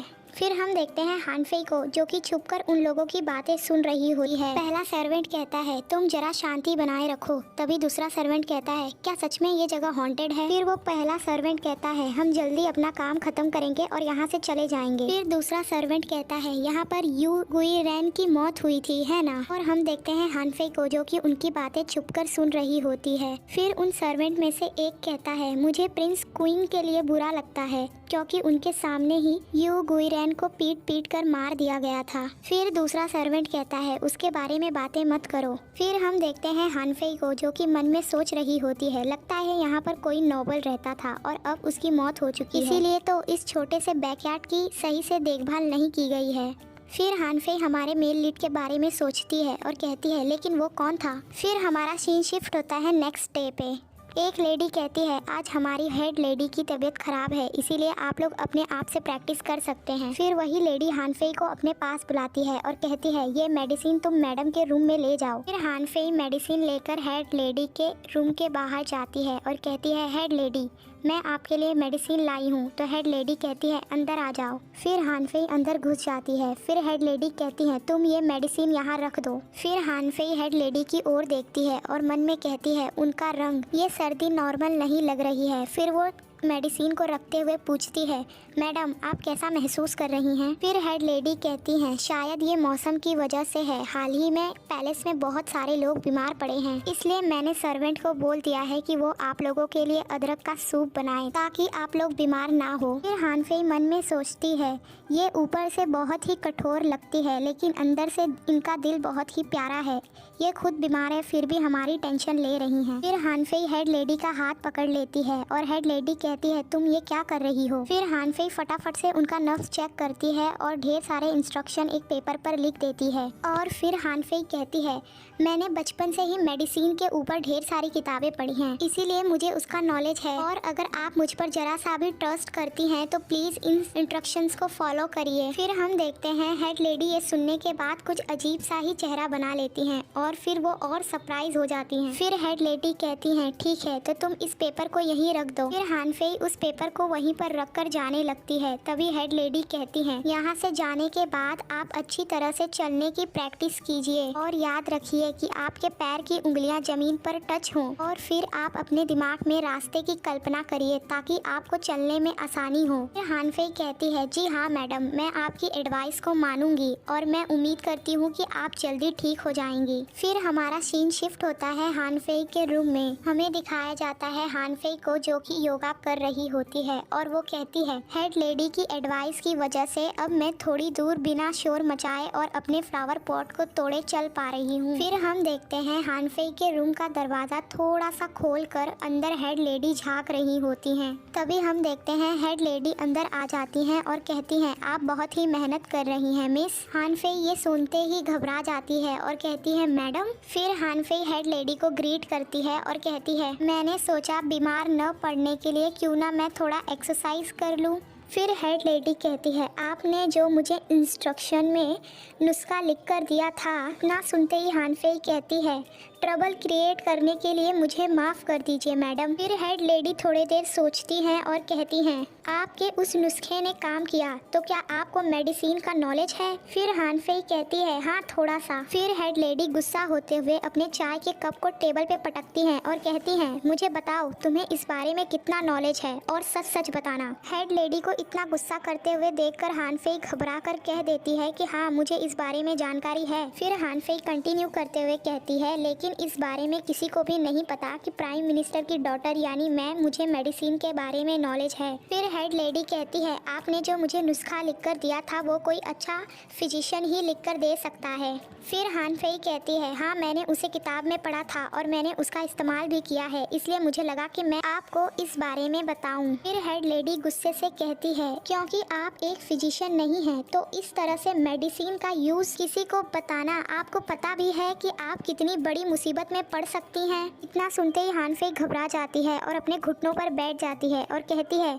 मुझे पता है कि मैं गलत हूँ, प्लीज़ मैडम मुझे माफ़ कर दीजिए। फिर हानफेई मन में कहती है, एक पल की लापरवाही और मैं पकड़ी गई, अब मैं इन्हें क्या बताऊंगी। ओरिजिनल हानफेई ने तो कभी भी मेडिसिन के बारे में कुछ सीखा ही नहीं, ये तो मैं हूँ, अब मैं क्या करूँ। फिर हेड लेडी कहती है, मुझे बताओ क्या किसी को इस बारे में पता है कि आपको मेडिसिन का नॉलेज है? फिर हानफेई उनकी ओर देखती है और कहती है, नहीं इस बारे में किसी को भी पता नहीं है। फिर हेड लेडी कहती हैं, अच्छा ठीक है आप मेरे पीछे आइए। फिर हानफेई हेड लेडी के पीछे पीछे जाने लगती है और हम देखते हैं हेड लेडी उस रूम से बाहर निकलती है और फिर वो उसी जगह पर जाती हैं जहाँ पर हानफेई पहले भी जा चुकी है। फिर हानफेई मन में सोचती है, हाँ हम यहाँ पर क्यों आए हैं। फिर हेड लेडी हानफेई से कहती है, मैं चाहती हूँ कि तुम कसम खाओ कि आज रात की बात तुम किसी को भी नहीं बताओगी, चाहे फिर जो भी हो जाए। फिर हानफेई कहती है, आई स्वेयर मैं किसी को भी नहीं बताऊंगी कि हम यहाँ पर आए थे। फिर हेड लेडी हानफेई के पेट की ओर घूरते हुए सोचती हैं आखिर ये अंदर कैसे जाएगी, लेकिन इन्हें क्या पता कि हानफेई तो पहले भी यहाँ आ चुकी है, इसलिए वो वापस से पहले की तरफ पोजीशन लेती है और घुसने के लिए तैयार हो जाती है और हेड लेडी भी देखकर शॉक हो जाती हैं। फिर हम देखते हैं हानफेई और हेड लेडी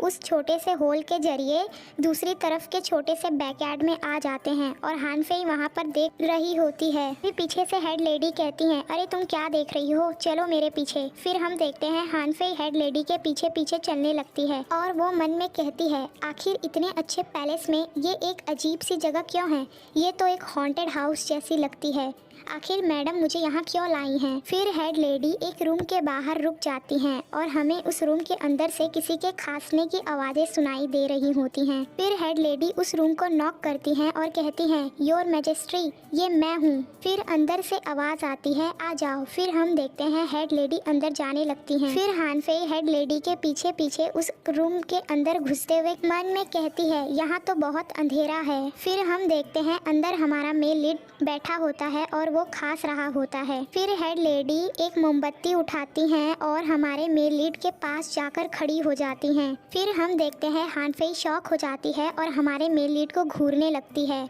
फिर हमारा मेल लीड कहता है अगर तुमने मुझे अभी घूरना बंद नहीं किया तो मैं तुम्हारी आंखें निकाल लूँगा। इतना सुनते ही हानफेई घबरा जाती है और अपने घुटनों पर बैठ जाती है। फिर हेड लेडी हानफेई के सामने आ जाती हैं और कहती है माय लॉर्ड प्लीज़ हानफेई को माफ़ कर दीजिए। और फिर वो हानफेई से कहती है हानफेई जल्दी करो और माफ़ी मांगो। फिर हानफेई घबराते हुए कहती है मैं ऐसा कुछ भी नहीं करना चाहती थी, मेरा ऐसा कोई मकसद नहीं है, प्लीज़ मुझे माफ़ कर दीजिए। फिर हानफेई को एक आइडिया आता है और वो कहती है माय लॉर्ड मुझे आपकी आईब्रो पर एक ब्लैक शैडो दिख रही है, एक बुरा साइन है, इसलिए मुझे लगता है कि आपके साथ कुछ बुरा होने वाला है, इसलिए बस मैं आपको देख रही थी। फिर हेड लेडी शॉक हो जाती है और अपने सर पर हाथ रख लेती हैं। हेड लेडी के इस एक्शन से हानफेई को समझ में आता है कि उसने क्या कर दिया। फिर वो मन में कहती है अरे नहीं, क्योंकि इन्होंने मास्क पहना है तो मुझे इनकी आईब्रोज दिख ही नहीं रही और इस रूम में तो पूरा अंधेरा है, बस थोड़ा सा उजाला उस मोमबत्ती की वजह से है तो परछाइयाँ तो दिखेंगी ही। और फिर हानफेई लड़खड़ाने लगती है। फिर हम देखते हैं हमारे मेल लीड को जिसे हानफेई की ये बातें सुनकर गुस्सा आ रहा होता है और वो अपने कपड़े को टाइटली पकड़ता है और कहता है अच्छा ऐसा है तो अगर आप मेरी जगह होते तो आप क्या करते। तभी सिस्टम अपीयर होता है और कहता है होस्ट प्रिंस चार्मिंग ने आपसे रिक्वेस्ट की है तो प्लीज़ उन्हें एग्री करें। और फिर सिस्टम दोहराते हुए कहता है जल्दी करिए, उन्हें एग्री करिए। फिर हानफेई चिल्लाते हुए कहती है नौकर के रूप में मैं हानफेई आपके लिए हर खतरे का सामना करूंगी। और वो कंटिन्यू करते हुए कहती है मैं मरते दम तक आपकी मदद करने की कोशिश करूँगी हैं। हानफेई की ये बात सुनकर वहाँ पर शांति छा जाती है। फिर हानफेई को रियलाइज होता है कि उसने क्या बोल दिया तो वो शर्माने लगती है। फिर हम देखते हैं हमारे मेल लीड और हेड लेडी को जो कि शॉक में होते हैं। फिर हेड लेडी मन में कहती है मुझे लगा था ये लड़की बेवकूफ़ होगी लेकिन ये तो एक नेक दिल की लड़की है। फिर हम हमारे मेल लीड को देखते हैं जो कि खांसते हुए कहता है तो फिर ठीक है तुम अपना प्रॉमिस याद रखना। फिर हानफेई रिलैक्स महसूस करते हुए कहती है ओह थोड़ा रिलीफ तो मिला। तभी हमारा मेल लीड खांसने लगता है और उसकी खांसी रुकती ही नहीं, वो और भी जोर जोर से खांसने लगता है। फिर हम देखते हैं हेड लेडी को जो कि कहती है माय लॉर्ड आप बस रुकिए, मैं आपके लिए पानी लेकर आती हूँ। इतना सुनते ही हानफेई जोर से चिल्ला के कहती है नहीं पानी बिल्कुल नहीं। फिर हानफेई बड़ी तेजी से हमारे मेल लीड के पास पहुंच जाती है और उसके पीठ पर थपथपाने लगती है और हानफेई कहती है अपना सिर ऊपर करो और गर्दन सीधी रखो, जल्दी करो। फिर हम देखते हैं हानफेई हमारे मेल लीड के चीन को पकड़ते हुए उसकी मुंडी को ऊपर की ओर सीधा करती है। फिर हम देखते हैं हेड लेडी को जो कि हानफेई के इस एक्शन से शॉक में होती है। फिर हेड लेडी मन में कहती है ये लड़की तो पूरी डिसरिस्पेक्टफुल है और इसके पास एक अलग ही टैलेंट है जिससे ये मैजेस्टी को ऑफेंड कर रही है, पता नहीं इसका क्या होगा अब। फिर हम देखते हैं हमारा मेल लीड हानफेई के हाथ को मारते हुए झटक देता है। फिर हानफेई मन में कहती है इसने मुझे थैंक यू भी नहीं कहा बल्कि मेरे हाथ को मारते हुए जोर से झटक दिया, ओह ये दुख रहा है। फिर हमारा मेल लीड हानफेई की ओर देखता है और कुछ भी नहीं कहता और वो फिर से खांसने लगता है। फिर वो खांसने के बाद कहता है मेरे पास आओ, मेरा नफ्स चेक करो और मेरा इलाज करो। ये सुनने के बाद हानफेई और हेड लेडी दोनों ही शॉक हो जाती हैं। फिर हम देखते हैं हानफेई हमारे मेन लीड का नर्व्स चेक कर रही होती है और वो मन में कहती है इसकी बॉडी तो पूरी की पूरी ठंडी है और मुझे इसकी नब्ज़ मुश्किल से ही मालूम पड़ रही है, क्या ये नॉर्मल है? फिर हानफेई थोड़ा दूर खड़ी हो जाती है और हमारे मेन लीड की ओर देखने लगती है और फिर हानफेई थोड़ा शर्माने लगती है। फिर हमारा मेल लीड कहता है लगता है तुम्हें अपनी आंखें प्यारी नहीं हैं। इतना सुनते ही हानफेई घबरा जाती है और थोड़ा पीछे हो जाती है। फिर हेड लेडी हानफेई से पूछती है बताओ मैजेस्टी कैसे हैं, क्या उन्हें कोई तकलीफ़ है? फिर हानफेई सीरियस होते हुए और थोड़ा खांसते हुए कहती है ज़्यादा अच्छा तो नहीं है क्योंकि इन्हें पॉइजन दिया गया है। इतना सुनते ही हेड लेडी कहती है तुम ये क्या कह रही हो, आखिर मैजेस्टी को पॉइजन कैसे दिया जा सकता है? फिर हानफेई कहती है मैडम रुको मैं आपको समझाती हूँ। फिर हानफेई समझाते हुए कहती है मैडम इन्हें पॉइजन थोड़ी सी मात्रा में दिया गया है इसीलिए वो अभी ठीक हैं और उन्हें इतनी खांसी आ रही है क्योंकि वो सही से खाना नहीं खा रहे हैं। फिर हेड लेडी चिंता करते हुए कहती हैं अब हम क्या करें, जल्दी इनका इलाज करो। फिर हानफेई हेड लेडी से कहती है मैडम शांत हो जाइए आप। हानफेई वहाँ के कप में पड़े हुए पानी को उठाती है और उसे सूंघते हुए कहती है मुझे लगा ही था। इतना सुनते ही हेड लेडी शॉक हो जाती हैं और अपने हाथ में लिए हुए उस केतली को पटकते हुए कहती हैं ये पानी जहरीला है ना? ये सुनने के बाद हानफेई कहती है नहीं इसमें जहर नहीं है बल्कि इस पानी में तो इमोर्टल ओस है जो कि अपने आप में एक फ़ायदेमंद चीज़ है, लेकिन अगर इसे किसी और चीज़ के साथ खाया जाए तो ये बहुत ही हानिकारक हो सकता है। फिर हानफेई हमारे मेल लीड से पूछती है क्या तुमने हाल ही में ऑसमेंथस केक खाया था क्या? फिर हमारा मेल लीड हानफेई की ओर देखता है और अपनी मुंडी ना में हिलाता है। फिर हानफेई कहती है सच में ये असली जहर नहीं है लेकिन ये लोगों को अनकंफर्टेबल फील कराता है, लेकिन ये आपके लिए एक जहर ही है क्योंकि आपका शरीर इतना कमज़ोर जो है। फिर हम देखते हैं हमारे मेल लीड को हानफेई की ये बातें चुभ रही होती हैं। तभी हेड लेडी कहती है हानफेई ये सुनने के बाद घबरा जाती है। फिर हमारा मेल लीड कहता है तो बताओ इसका इलाज क्या है? फिर हानफेई एक प्रोफेशनल की तरह थोड़ा खांसते हुए कहती है आपको बस पेट साफ करने की दवा लेनी है फिर आप एकदम ठीक हो जाएंगे। फिर हानफेई मन में कहती है इस आदमी को तो बस कफ हुआ है इसीलिए इसे पेट से लेके पूरा गला पूरा सिस्टम साफ करने वाली मेडिसिन लेनी चाहिए। फिर हम देखते हैं हानफेई की ये बात सुनने के बाद वहाँ पे शांति छा जाती है। फिर हमारा मेल लीड कहता है गेट आउट। ये सुनने के बाद हेड लेडी कहती है योर हाइनेस आप। फिर हमारा मेल लीड गुस्से से चिल्ला के कहता है मैंने कहा यहाँ से जाओ। फिर हेड लेडी कहती हैं मुझे आपकी ज़रूरत की चीज़ जल्द ही मिल जाएगी तो फ़िलहाल के लिए आप अपना ध्यान रखिए, अब मैं यहाँ से चलती हूँ। फिर हानफेई मन में सोच रही होती है ये आदमी कितना कोल्ड हार्टेड और निर्दयी है, लेकिन हेड लेडी का रवैया इस आदमी के लिए कुछ पेचीदा सा है। फिर हानफेई कंटिन्यू करते हुए कहती है लेकिन हीज मैजेस्टी का भी तो अपना अलग से एक रेजिस्टेंस होगा। फिर वो एम्परर के पैलेस में क्यों रह रहे हैं, वो भी एक उजाड़ सी जगह जो कि इतनी हॉन्टेड है। फिर हमारा मेल लीड हेड लेडी से कहता है आप यहाँ पर दोबारा मत आइएगा। फिर हेड लेडी शॉक होते हुए कहती हैं लेकिन मेरा प्रॉमिस। फिर हमारा मेल लीड बोलता है लीव। फिर हेड लेडी कहती है ठीक है मैं समझ गई। फिर वो हानफेई से कहती है चलो हानफेई। फिर हानफेई भी हेड लेडी के साथ जाने के लिए तैयार होती है। तभी सिस्टम अपैर होता है और कहता है host urgent mission, Prince charming का इलाज करने के लिए आप अपना पहला कदम बढ़ाइए। आपको इस प्रॉब्लम से निपटने के लिए प्रिंस चार्मिंग की मदद करनी होगी।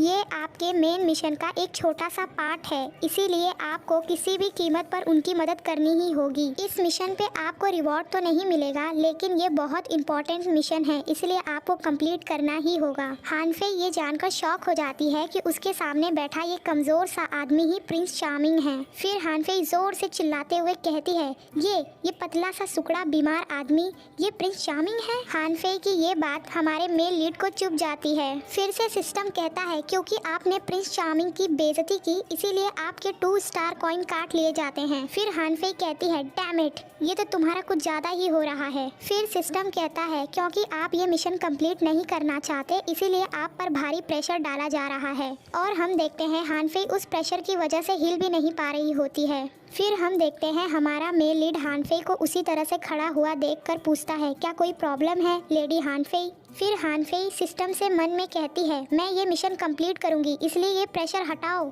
फिर सिस्टम कहता है, ठीक है, फिर आपको मैं आज़ाद करता हूँ, आप अपना काम जारी करिए। फिर उस प्रेशर से निकलते ही हानफेई अपने घुटनों पर बैठ जाती है और हेड लेडी पीछे देखते हुए सोचती है, ये लड़की क्या कर रही है। फिर हानफेई कहती है, योर मैजेस्ट्री, मैं चाहती हूँ कि आप मेरी विनती सुने। मैंने जो मेडिसिन आपको बताई आप उसे ले, वरना मैं चैन से नहीं बैठूंगी। फिर हमारा मेल लीड हानफेई को बड़े ध्यान से देखने लगता है। फिर हानफेई मन में कहती है, मैंने इतनी प्यारी आवाज़ में इनसे कहा है, इन्हें मना तो नहीं करना चाहिए और ना ही हमें बाहर निकालना चाहिए है हमारे मेल लीड को, जो कि हानफेई की ओर देखता है और कहता है, खड़ी हो जाओ। फिर हानफेई रिलैक्स करते हुए जैसे ही उठने लगती है कि तभी उसका पैर मुड़ जाता है। फिर हम देखते हैं हेड लेडी शॉक हो जाती हैं। फिर हानफेई मन में कहती है, ओह ये खतरनाक था, अच्छा हुआ मैं बच गई। लेकिन ये क्या चीज़ है जिसके सहारे से मैं गिरने से बच गई। फिर हानफेई को रियलाइज़ होता है कि वो कुछ और नहीं बल्कि हमारे मेल लीड के पैर के घुटने हैं और हानफेई अभी भी उसी पोजीशन में होती है। फिर हमारा मेल लीड कहता है, आखिर तुम करना क्या चाहती हो। तभी हेड लेडी आती हैं और वो चिल्लाते हुए कहती हैं, हानफेई तुम अभी यहाँ से जाओ, क्या तुम प्रिंस को नुकसान पहुँचाने की कोशिश कर रही हो। और फिर हेड लेडी हानफेई के हाथ को पकड़ लेती हैं और अपनी ओर खींचना शुरू कर देती हैं। फिर हानफेई रोते हुए कहती है, मुझे दर्द हो रहा है, कृपया रुक जाइए। ये सुनने के बाद हेड लेडी हानफेई का हाथ छोड़ देती हैं। फिर हानफेई मन में कहती है, ये अजीब बात है कि मैंने उसके पैरों पर अपना इतना भार दिया, फिर भी उसने किसी भी तरह की हलचल नहीं की। फिर हानफेई कहती है, क्या कुछ गलत है आपके पैर। फिर हमारा मेल लीड कहता है, जी फैंग अभी इसे मेरे पास से हटाओ। फिर हम देखते हैं कोई बड़ी तेजी से आता है और हानफेई को पीछे की ओर धकेलता है। फिर हानफेई राउंड राउंड करते हुए जाकर गिरती है। फिर हम देखते हैं हानफेई आउच करते हुए हमारे मेल लीड की ओर देखती है और कहती है, तो आप अपने पैरों पर खड़े नहीं हो सकते हैं। इतना सुनते ही हेड लेडी गुस्से से कहती है, हानफेई चुप हो जाओ। फिर हानफेई कंटिन्यू करते हुए कहती है, तुम्हारे पैर सॉफ्ट हैं, उनमें मसल है ही नहीं, तो तुम डिसेबल हो, तो क्या तुम ही प्रिंस क्वीन हो। कोई आश्चर्य नहीं कि तुम्हारे पैरों पर जब मैंने अपना लोड दिया तो तुमने किसी भी तरह की हरकत नहीं की। फिर हानफेई मन में कहती है, ओरिजिनल हानफेई की मेमोरी में एक ऐसा प्रिंस था जो कि वो चल नहीं सकता था, इसीलिए लोग उसका मजाक उड़ाते थे और उसकी लाइफ बहुत ही दर्द और स्ट्रगल से भरी थी। ओह तो इसे भी पार्टनर की तलाश है, इसीलिए तो एमा पैलेस खोला गया है। तो तुम हो प्रिंस क्विंचे।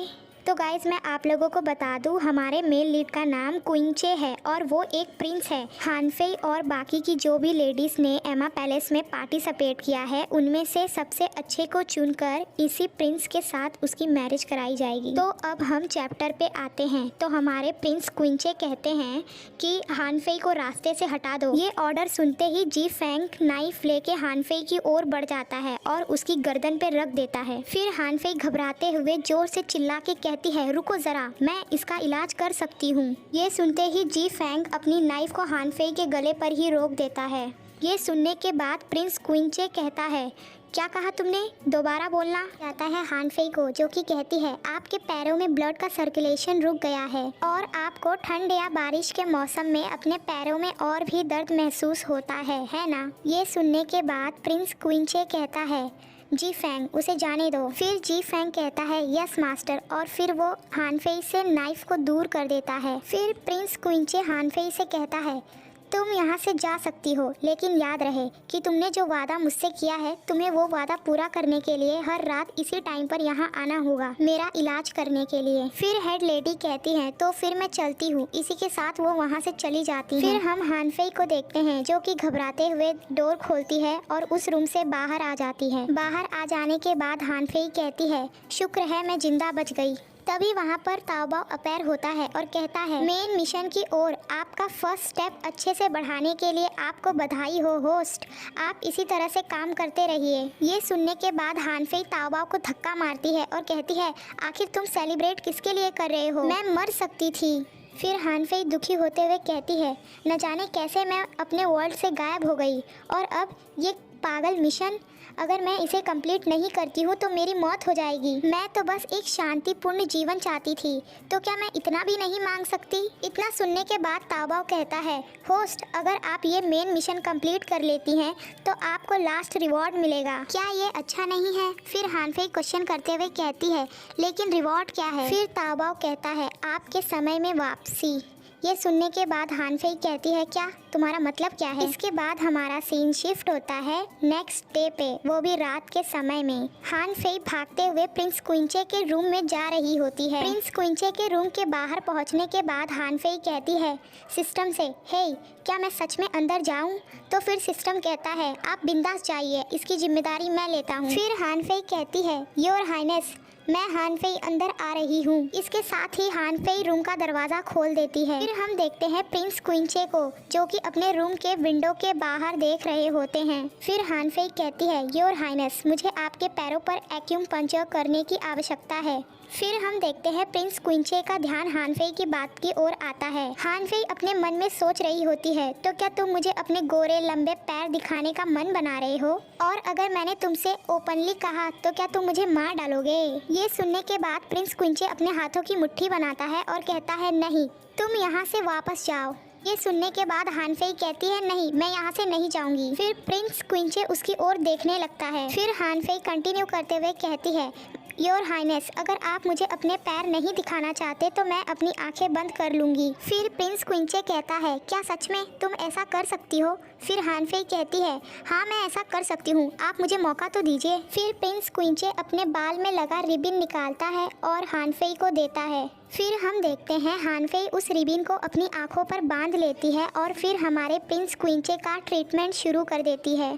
कुछ देर बाद हानफेई कहती है, मेरा काम लगभग हो ही गया है, लेकिन अभी भी 1 घंटा बाकी है। ये सुनने के बाद प्रिंस क्विंचे कहता है, आप उस टेबल के पास जाकर किताबें पढ़ सकती हैं, लेकिन याद रहे इस तरफ मत देखना। फिर हानफेई अपने आंखों पे बंधे उस रिबिन को निकालते हुए कहती है, मुझे भी कोई ऐसा शौक नहीं है तुम्हें देखने का। फिर हानफेई टेबल पर पड़े बुक और पेपर को देखते हुए मन में कहती है, क्यों ना मैं थोड़ी प्रैक्टिस कर लूँ राइटिंग की। वैसे भी कल एमा पैलेस में कैलीग्राफी के क्लास में मुझे ये मदद करेगा। फिर हानफेई उस टेबल पे पड़े पेपर को देखते हुए कहती है, वाओ कितनी ब्यूटीफुल हैंडराइटिंग है। तभी सिस्टम अपीयर होता है और कहता है, होस्ट क्या आप एम्पैथी सिस्टम को एक्टिव करना चाहते हैं? ये सुनने के बाद हानफेई कहती है, एम्पैथी सिस्टम ये क्या है? सिस्टम हानफेई को समझाते हुए बताता है कि एम्पैथी सिस्टम एक्चुअल में एक पर्सनल लेसन की तरह है और ये आपकी मदद करेगा किसी भी स्किल को जल्द से जल्द मास्टर करने में। तो अगर आप अपनी कोरियोग्राफी राइटिंग को इम्प्रूव करना चाहती हैं तो प्रिंस चार्मिंग के कोरियोग्राफी राइटिंग का टेम्पलेट यूज़ कर सकती हैं। फिर हानफेई कहती है, क्या इसकी राइटिंग? फिर सिस्टम कहता है, होस्ट क्या आप अभी प्रिंस चार्मिंग के कोरियोग्राफी राइटिंग से इम्प्रेस नहीं हुई थी? फिर हानफेई कहती है, हाँ मैं। फिर सिस्टम कहता है, तो फिर ठीक है मैं अभी एम्पैथी सिस्टम को एक्टिव करता हूँ। फिर सिस्टम कहता है, एम्पैथी सिस्टम एक्टिव कर दिया गया है और आपका गोल है कोरियोग्राफी के प्रैक्टिस को कंप्लीट करना। तभी हानफेई को कुछ अजीब सा महसूस होता है और वो खुद को एक अलग सी जगह पर ही पाती है और हानफेई बहुत पतली हो गई होती है और वो मन में कहती है, आखिर मैं कहाँ हूँ? तभी हानफेई के पीछे से कोई आता है और हमें पता चलता है वो कोई और नहीं बल्कि प्रिंस क्विंचे है। और फिर वो हानफेई के हाथ को पकड़ लेता है और उसे कोरियोग्राफी राइटिंग की प्रैक्टिस कराने लगता है। वेल गाइज मैं आप लोगों को बता दूँ, जिस तरह से हानफेई पतली हो गई है और उस वर्ल्ड में है, उसी तरह से प्रिंस क्विंचे भी अपने पैरों पर खड़ा है और हानफेई को सिखा रहा है। ये सब सिस्टम का कमाल है। तो अब हम चैप्टर पे आते हैं। हानफेई का दिल जोरों से धड़क रहा होता है और वो कहती है, ये क्या चल रहा है? फिर प्रिंस क्विंचे कहता है, ज्यादा समय नहीं बचा है तो इसीलिए प्रैक्टिस पे ध्यान दो। फिर हानफेई मन में कहती है, तो अगर वो खड़ा होगा तो उसकी इतनी हाइट होगी। फिर हम देखते हैं हानफेई की प्रैक्टिस लगभग हो ही गई होती है। फिर हानफेई कहती है, ओह मैं तो थक गई, हालांकि मैं तो बस लिख ही रही हूँ। तभी सिस्टम अपीयर होता है और कहता है, कांग्रेचुलेशन होस्ट, आपने 80% अपना ये गोल कंप्लीट कर लिया है। फिर इसी के साथ हानफेई रियलिटी में आ जाती है और वो बहुत ही हाफ रही होती है क्योंकि वो थक गई होती है। फिर हानफेई अपनी राइटिंग को देख के कहती है, क्या ये मैंने लिखा है? तभी प्रिंस क्विंचे कहता है, क्या कुछ गलत है? फिर हानफेई कहती है, नहीं मैं बस आ रही हूँ। फिर हानफेई प्रिंस क्विंचे से पूछती है, अब आप कैसा महसूस कर रहे हैं? फिर प्रिंस क्विंचे कहता है, मुझे अब ऐसा लग रहा है जैसे मेरे पैरों में ब्लड सर्कुलेट कर रहा है। फिर हानफेई कहती है, ओह ये तो गुड साइन है, इसी तरह से एक्यूपंक्चर करने से आपके पैर जल्दी ही ठीक हो जाएंगे, ज़्यादा से ज़्यादा बस 1 महीना लगेगा। फिर प्रिंस क्विंचे थोड़ी देर शांत रहता है और कहता है, आपको पता है आप जब से यहाँ आई हैं तब से मैं आपसे एक सवाल करना चाहता था। ये सुनने के बाद हानफेई हूँ करती है कि तभी प्रिंस क्विंचे उसके हाथ को पकड़ता है और अपने करीब खींच लेता है और फिर हानफेई उसके सीने से जा लगती है। फिर हानफेई शर्माने लगती है कि तभी प्रिंस क्विंचे कहता है, मुझे बताओ तुम कौन हो। फिर हम देखते हैं हानफेई घबरा जाती है और कहती है, योर हाइनेस मैं समझी नहीं, तो क्या जो आपकी मदद करता है आप उससे इस तरह से व्यवहार करते हैं। ये सुनने के बाद प्रिंस क्विंचे हानफेई के हाथ को और टाइटली पकड़ लेता है और कहता है, हान शेंकिंग की बेटी को मेडिसिन का कोई नॉलेज नहीं है, इसके अलावा एक्यूपंक्चर मेडिसिन स्किल बहुत ही रेयर है और एक प्राइम मिनिस्टर की बेटी जिसने अपना पूरा जीवन घर के आंगन में ही बिता दिया, उसे ये सीखने का मौका कैसे मिलेगा। और तुमने एंशिएंट टाइम के उस गॉडेस का पोयम भी गाया था और वो पोयम तो एंशिएंट टाइम पे ही गायब हो गई थी, तो आप इसे किसी भी तरह से नहीं जान सकते थे। फिर हानफेई अपने मन में कहती है, कब इसने मुझ पे शक करना शुरू किया। फिर प्रिंस क्विंचे कहता है, आपको पता होना चाहिए। फिर हानफेई कहती है, क्या। फिर प्रिंस क्विंचे कंटिन्यू करते हुए कहता है, मुझे आप पर भरोसा था ही नहीं। फिर हानफेई घबरा जाती है और कहती है, माय लॉर्ड भले ही आप ये बातें सबसे कहें लेकिन कोई इस पर विश्वास नहीं करेगा क्योंकि मैं ही हानफेई हूँ। बोलते हुए हानफेई अपने निडल का पाउच निकाल रही होती है कि तभी पीछे से जी फैंग आता है और वो पाउच ले लेता है और हानफेई के गर्दन पे अपने नाइफ को रख देता है। फिर हानफेई कहती है, तो तुमने स्टार्टिंग से ही मुझ पे भरोसा नहीं किया क्योंकि आपने मुझे अपने पास रखा, इसीलिए मैं अपना गार्ड नीचे कर दूंगी। फिर हानफेई गुस्से से कहती है, ताओबाओ, और ताओबाओ के अपैर होते ही वो उसको पंच मारने लगती है और कहती है, ये कैसा स्टूपिड प्रिंस चार्मिंग है, मैं इसके साथ इतनी अच्छी तरह से पेश आई लेकिन ये मुझे धोखा दे रहा था, ये मुझ पे शुरू से ही विश्वास नहीं करता। फिर ताओबाओ कहता है, होस्ट आपको नहीं लगता कि आपको प्रिंस चार्मिंग की इस गलती को माफ़ कर देना चाहिए और आपको अभी अपने करंट सिचुएशन के इस मिशन पे ध्यान देना चाहिए।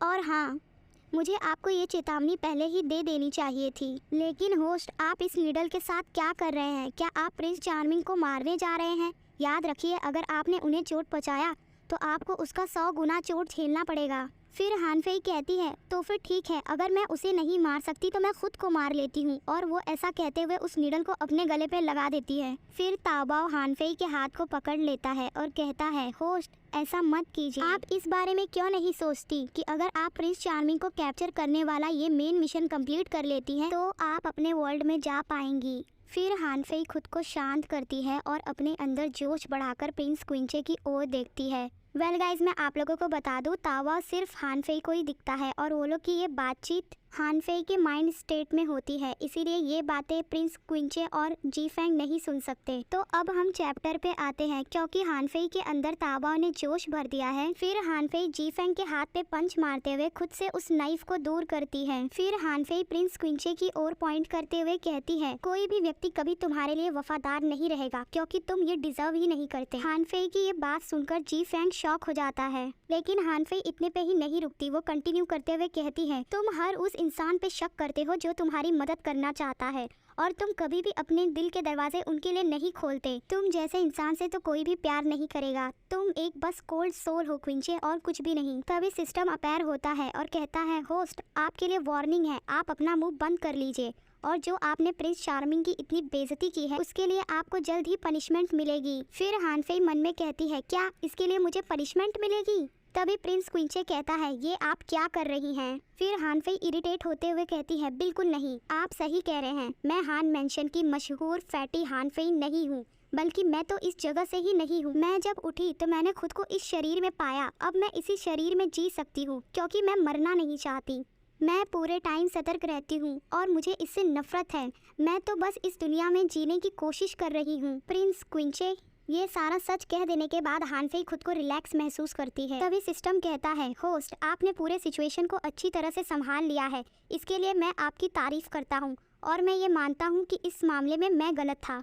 फिर हानफेई प्रिंस क्विंचे से कहती है, आप जानना चाहते थे ना कि मैं कौन हूँ, तो सुनो, मैं इस वर्ल्ड से हूँ ही नहीं, मैं बस इस बॉडी को यूज़ कर रही हूँ। है प्रिंस क्विंचे को, जो कि कहता है, तो क्या तुम्हारा सब बताकर हो गया। फिर हानफेई कहती है, हाँ मेरा बताकर हो गया, तुम बताओ तुम्हें क्या चाहिए। ये सुनने के बाद प्रिंस क्विंचे कहता है, हानफेई अब से तुम हानफेई ही हो, प्रिंस क्विंचे की ये बात सुनने के बाद हानफेई कहती है, योर हाइनेस, क्या अब तुम मुझे नहीं मारोगे? प्रिंस क्विंचे कंटिन्यू करते हुए कहता है, हानफेई, तुम अब यहाँ से जा सकती हो और अगले कुछ दिनों तक तुम्हें यहाँ आने की ज़रूरत नहीं है। ये ऑर्डर मिलने के बाद हानफेई वहाँ से जाने लगती है कि तभी पीछे से प्रिंस क्विंचे कहता है, हानफेई रुको। फिर हानफेई अपनी जगह पर ही रुक जाती है और मन में कहती है, अब तुम मुझसे ये मत कहना कि तुम मुझ पर दया खा रहे हो और इसीलिए तुम मुझे जीने दे रहे हो। फिर हानफेई पीछे की ओर पलटती है तो प्रिंस क्विंचे कहता है, तुम्हारा असली नाम क्या है?